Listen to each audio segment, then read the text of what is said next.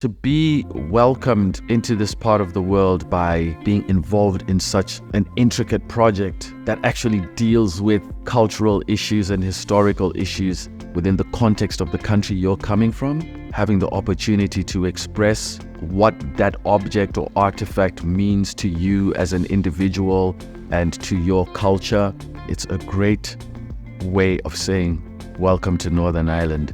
These are our museums. So Inclusive Global Histories is National Museums Northern Ireland's commitment to decolonisation, inclusion and diversity.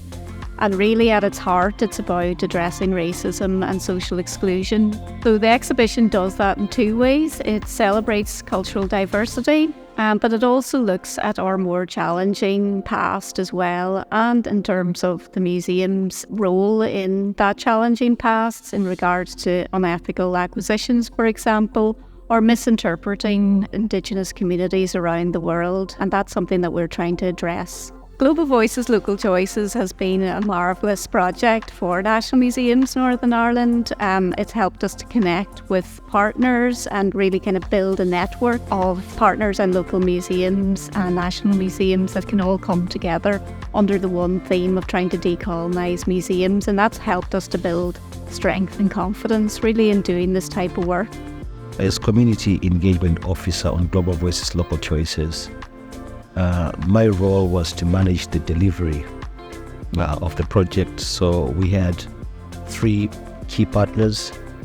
We had 5 local museums and 1 national museum with 6 curators involved, 6 groups, community groups across Northern Ireland, nearly 10 professional creative facilitators.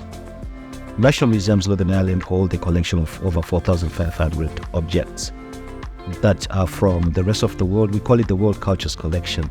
So to present it in the museum in a more culturally sensitive way, it requires a bit of research and involving people from those cultures.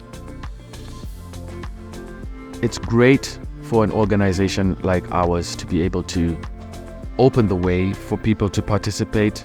We have a shared exhibition space, but we would like your input in terms of, are we exhibiting these artifacts sensitively from an onlooker's point of view?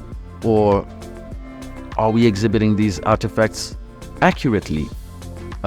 Is our description of them accurate?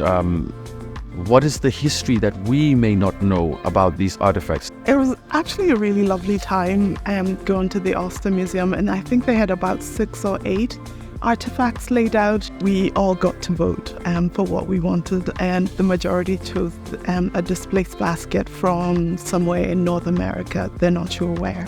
And we got to create an exhibition surrounding that. I think the fact that it was displaced, we didn't know where it was from, where home was for this basket. It got me thinking a lot about what home is. What does it mean to be home? And the conclusion for me was, as long as I'm home within myself, because the basket, it doesn't care whether it's displaced, because it's beautiful the way it is. It's made me feel like Carrick is my home even more. I come down with the kids and they play, and we get to do the tour of the museum and see whatever exhibition they have on. My kids were so excited. They were like, "You're going to the museum tonight." So I think they're going to grow up having respect and excitement for museums, which is something that I didn't until I was an adult. So we all recognise that there's a lot of work to be done in terms of decolonisation and building inclusive, better communities that are more representative of the diversity that we have around us. So we see this as a first step on a long journey that we're eager to take. The NI Museums Council was really a facilitator within the programme, connecting the dots between underrepresented communities in our locality, national museums and Axoni, facilitating the programme, providing support at the various sessions, and working with our local museum partners to make the most of what is a wonderful opportunity to celebrate our diversity and to make sure that our local museums are seen as a welcoming space. It's an incredibly important project and one that I would really like to see continue in some shape or form. So to be able to come to Northern Ireland and meet people at a time like now who are saying, no, let's change how we do, let's change how we approach things, let's be more inclusive. That just at a personal level means a lot to me. So I'm delighted by the authenticity that I've seen in the people that I've come across. The curators themselves, they've sat back and said, no, we can't claim we know all these things about different cultures. So we are going to recognize the expertise of these people that would otherwise be considered ordinary. So to me, that means a lot. It looks forward to a good future for museums and for communities and people that come to settle here.